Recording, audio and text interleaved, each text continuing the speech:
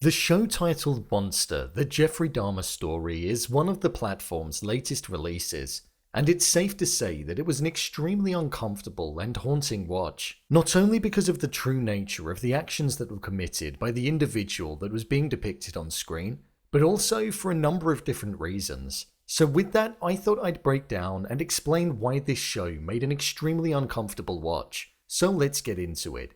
Here is why this chilling Netflix show was so haunting. Just to let you know, this video will contain spoilers.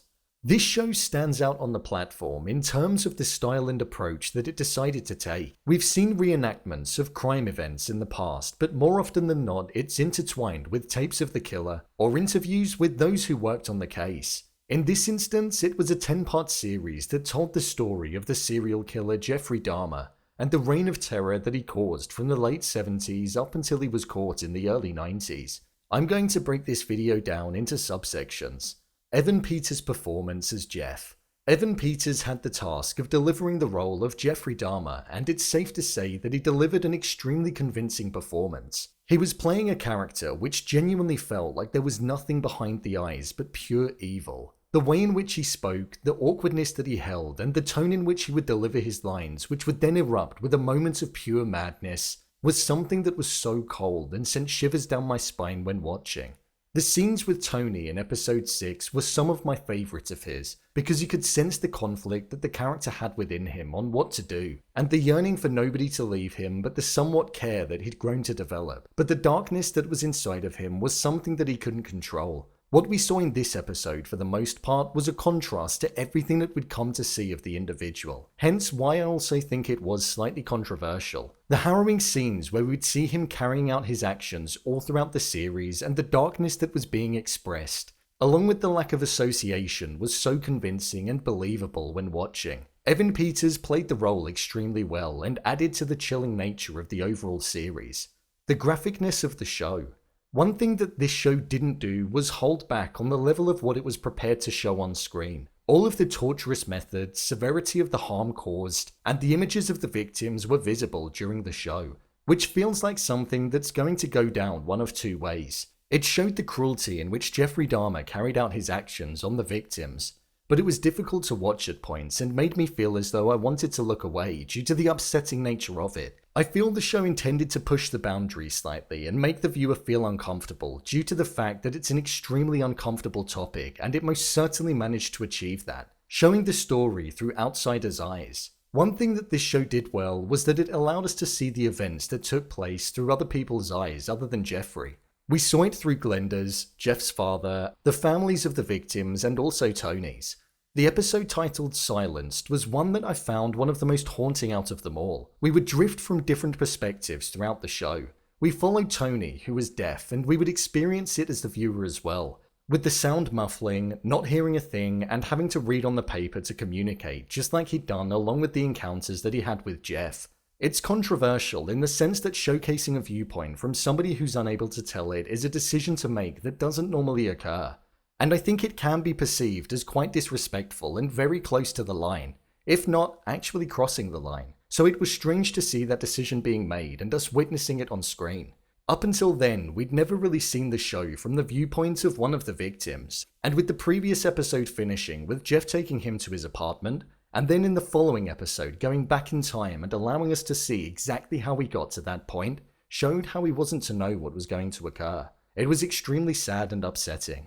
Seeing elements of the show from Glenda's perspective was also something that added an alternative viewpoint, in the sense that she was the neighbour that was fighting for the police to investigate prior to Jeff being caught, but they refused to listen.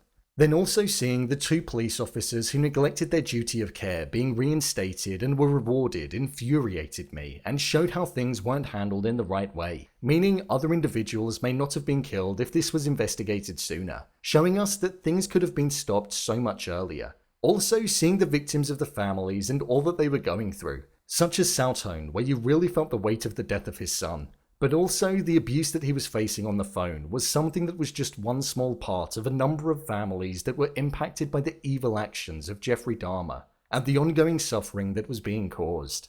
The audio. One thing about this show that stood out for me was the audio. The score and also the sound effects that they used were chosen in a way that it genuinely felt as though it went right through you, such as when there were organs being touched, a blade going through skin, and also a saw through bone.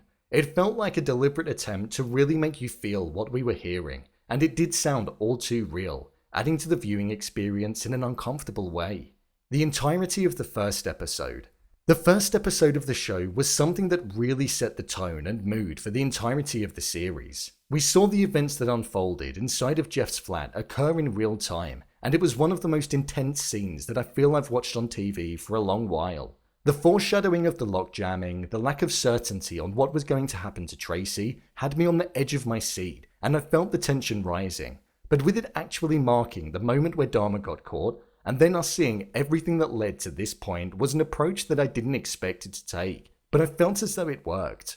It certainly felt like this show went out of its way to make us as the viewers feel as uncomfortable as possible when watching. I do feel as though this show may have crossed the line a little, in the sense that some of the families of the victims have said that they've been traumatized by the way that the events have been depicted, and I'm not surprised because it is extremely graphic, visual, audibly haunting, and as mentioned before, seeing the events through a victim's eyes who isn't able to tell their version of events does feel like it is disrespectful. It's one of the most haunting showcasing of true-life events that I've seen on screen before, and whilst I don't agree with some of the things that were done in the approach, there were certain elements that made this show original in the way that it was executed, and it lingered in my mind in more ways than I felt comfortable with. Evan Peters, along with the entirety of the cast, delivered performances that felt all too real and showcased the evil that was present within Jeffrey Dahmer. It was done like no other. It's most likely traumatized some people, and I think some others may not have been able to finish it, but maybe that was the show's intentions. To create something so dark and so haunting that showcased evil in a way like never before. The show that's being released in a few weeks that contains the tapes of Jeffrey Dahmer will be a true tell on how this depiction of events actually was, and if this show drifted for the purpose of dramatization. I'm hoping it didn't, but we'll see.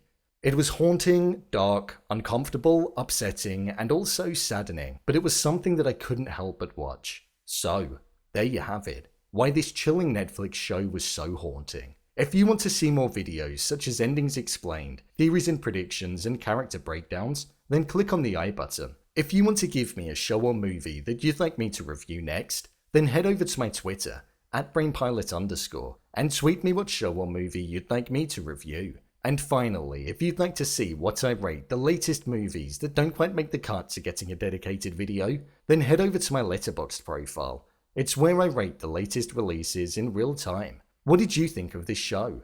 Leave a comment down below, and don't forget to subscribe. I'll see you next time.